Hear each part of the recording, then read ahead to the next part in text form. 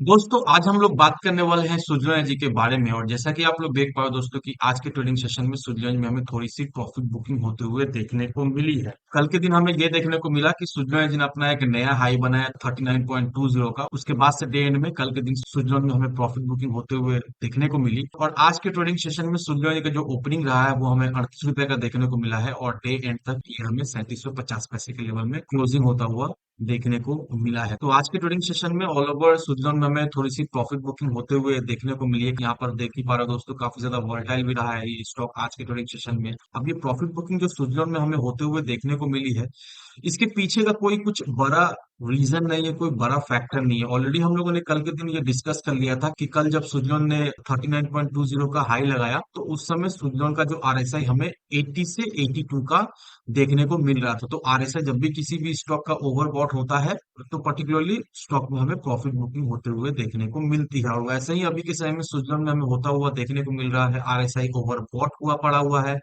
और उसके साथ ही साथ स्विट्जरलैंड में हमें प्रॉफिट बुकिंग होते हुए देखने को मिल रही है। अब स्विट्जरलैंड से रिलेटेड वैसा कुछ नेगेटिव न्यूज भी नहीं है कि जिसकी वजह से हम लोग कह सके कि पर्टिकुलरली इसके वजह से स्विट्जरलैंड में हमें प्रॉफिट बुकिंग होते हुए दिखाई दे रही है। सिर्फ और सिर्फ आरएसआई ओवरबॉट हुआ पड़ा हुआ है और इस वजह से स्विट्जरलैंड में हमें प्रॉफिट बुकिंग होते हुए अभी के समय में देखने को मिल रही है। प्रॉफिट बुकिंग देखकर हमें बिल्कुल ही घबराना है नहीं दोस्तों, क्योंकि जैसे ही इसका आरएसआई स्टेबल होगा उसी के साथ साथ फिर से स्विट्जरलैंड में हमें तेजी बनते हुए देखने को मिल सकती है। तो अभी के समय में जो स्विट्जरलैंड में प्रॉफिट बुकिंग होते हुए देखने को मिल रही है, साथ ही साथ इसका जो आरएसआई ओवरबॉट हुआ पड़ा हुआ है, तो कहीं ना कहीं दोस्तों इस लेवल पे दैट मीन्स 34 रुपए के लेवल में स्विट्जरलैंड जी सपोर्ट बनाने की कोशिश करेगा और उसके बाद ही इसमें हमें एक रिवर्सल होते हुए देखने को मिलेगी। तो जो लोग सोच रहे हो स्विट्जरलैंड में फ्रेश एंट्री लेने का, जिन लोगों ने स्विट्जरलैंड जी की रैली को मिस कर दिया है, अभी भी मौका है। अब आप चाहो तो फ्रेश एंट्री ले सकते हो। आपका जो एंट्री पॉइंट रहने वाला है वो 34 रुपए का रहने वाला है। और कहीं ना कहीं दोस्तों बहुत ही जल्द स्विट्जरलैंड जी 34 रुपए के लेवल को टच करेगा, उसके बाद ही हमें फिर से स्विट्जरलैंड में एक रिवर्सल होते हुए देखने को मिलेगी। वैसे भी जो भी स्विट्जरलैंड का टारगेट हुआ करता था वो सारा टारगेट हमें अचीव होता हुआ देखने को मिल रहा है। 40 रुपए का टारगेट हुआ करता था एक्सपर्ट्स के द्वारा as well as brokerage firm के द्वारा।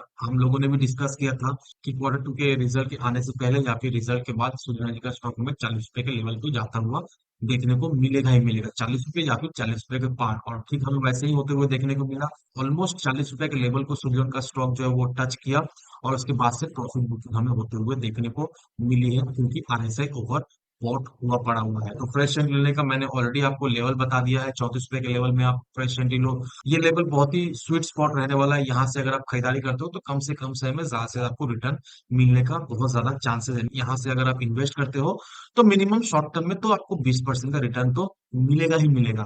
अब कुछ इंपॉर्टेंट न्यूज पर हम लोग एक बार नजर डाल लेते हैं। और जो भी मैं आपको चीजें दिखाने वाला हूँ उससे आने वाले समय में स्विट्जरलैंड के स्टॉक में अच्छा खासा हमें इम्पैक्ट पड़ता हुआ देखने को मिलेगा। अब यहाँ पर इस आर्टिकल को देखो दोस्तों, यहाँ पर देखो Adani green crosses 8.4 gigawatt mark, become India largest renewable energy company.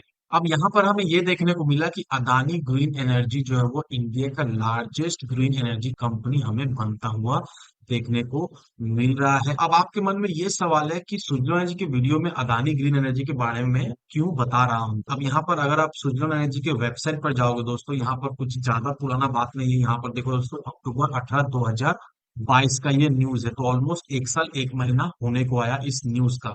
तो यहाँ पर हमें ये देखने को मिला कि अदानी ग्रीन एनर्जी से स्विट्जरलैंड एनर्जी को 48.3 मेगावाट का एक बड़ा ऑर्डर मिलता हुआ हमें देखने को मिला था। और ये जो ऑर्डर है वो 2023 में कंप्लीट होने का बात था। और ये जो ऑर्डर का एग्जीक्यूशन जो है वो कच्छ गुजरात में हमें होता हुआ देखने को मिला है। अब इससे हमें क्या पता चल रहा है, इससे हमें यही पता चल रहा है कि no doubt Adani green India का लार्जेस्ट ग्रीन एनर्जी कंपनी हमें होता हुआ देखने को मिल रहा है। लेकिन आने वाले समय में जो भी कंपनी आगे बढ़े, जो भी कंपनी फर्स्ट या सेकंड हो, डजेंट मैटर, लेकिन आने वाले समय में इससे हमें स्विट्जरलैंड को एक अच्छा खासा तो बेनिफिट मिलता हुआ देखने को मिलेगा ही मिलेगा। क्यों बेनिफिट मिलेगा, यहाँ पर आप क्लियरली देख पा रहे हो दोस्तों कि Adani green energy already Switzerland energy का एक क्लाइंट है। और ऑलरेडी प्रीवियस वीडियो में अगर आपको याद हो तो हम लोगों ने ऑलरेडी डिस्कस कर लिया है कि ऑलमोस्ट स्विट्जरलैंड को जितने भी बड़े ऑर्डर्स मिलते हैं वो देखा जाए तो थर्ड पार्टी ऑर्डर स्विट्जरलैंड को हमें मिलता हुआ दिखाई दिया है। Third party in the sense, example के तौर पे मैं बता रहा हूँ, जैसे समझ लो टाटा ग्रीन को एक रिन्यूएबल एनर्जी का प्रोजेक्ट मिला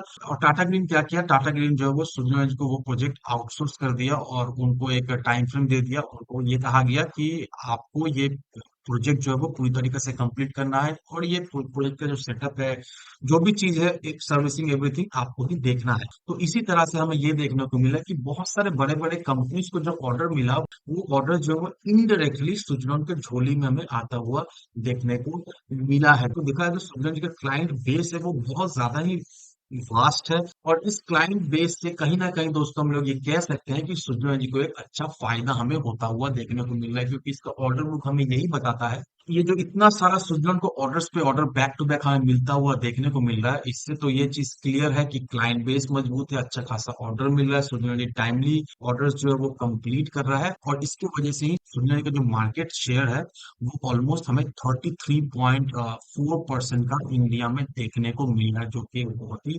बड़ा नंबर है।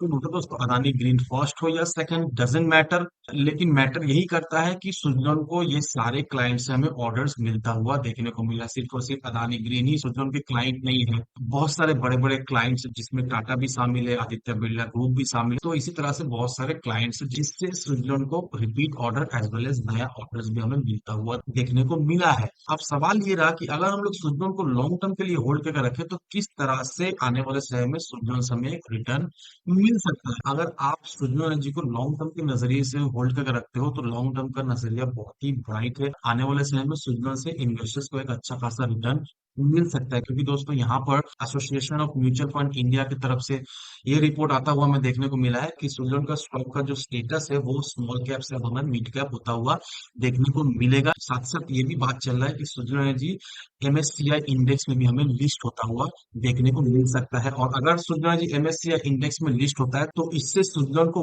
$195 मिलियन का एक कैश इनफ्लो हमें पैसिव फंड्स के द्वारा मिलता हुआ देखने को मिल सकता है, तो जो कि बहुत ही बड़ी बात होने वाली है सुजलॉन के लिए। तो ये सारे चीजों को ऑल ओवर हम लोग समराइज करें, तो नो डाउट दोस्तों, लॉन्ग टर्म के नजरिए से सुजलॉन का टारगेट काफी ज्यादा बड़ा है लॉन्ग टर्म में, नो डाउट इससे हमें एक अच्छा खासा रिटर्न तो मिल ही सकता है। शॉर्ट टर्म का ऑलरेडी हम लोगों ने टारगेट डिस्कस कर लिया, इस लेवल से भी खरीदारी कर लो, मिनिमम 20% का गेन यहाँ से आपको मिल सकता है। और लॉन्ग टर्म में नोडा दोस्तों, जिस तरह से स्विट्जरलैंड में डेवलपमेंट, जिस तरह से स्विट्जरलैंड में ग्रोथ होते हुए दिखाई दे रही है, बैलेंस शीट सुधरता हुआ दिखाई दे रहा है, ऑलमोस्ट डेट फ्री हो गया है स्विट्जरलैंड जी, तो इससे लॉन्ग टर्म में नो डाउट कम से कम ये स्टॉक हमें 100 रुपए के लेवल तक तो जाता हुआ देखने को मिलेगा आने वाले 3 से 4 सालों के अंदर। तो ये सारे फैक्टर को कंसिडर करो और उसके बाद ही अपना एक इन्वेस्टमेंट डिसीजन लेना। और दोस्तों, एक चीज का आप जरूर से ध्यान रखना, ये वीडियो पूरी तरीके से एजुकेशनल पर्पस के लिए बनाई गई है, तो मेक श्योर कोई भी इन्वेस्टमेंट डिसीजन लेने से पहले अपनी खुद की डिटेल रिसर्च कीजिए, या फिर अपने फाइनेंशियल एडवाइस से एडवाइस लीजिए। और अगर आपको लोन से रिलेटेड या फिर किसी भी चीज से रिलेटेड कोई भी क्वेश्चन, कोई भी क्वेरीज हो, तो कमेंट सेक्शन आप सभी लोगों के लिए खुला पड़ा हुआ है, जरूर से कमेंट कीजिए, मैं आपको जल्द से रिप्लाई दूंगा। तो आज की वीडियो बस इतना ही, मिलते हैं हम अगले वीडियो में। धन्यवाद दोस्तों।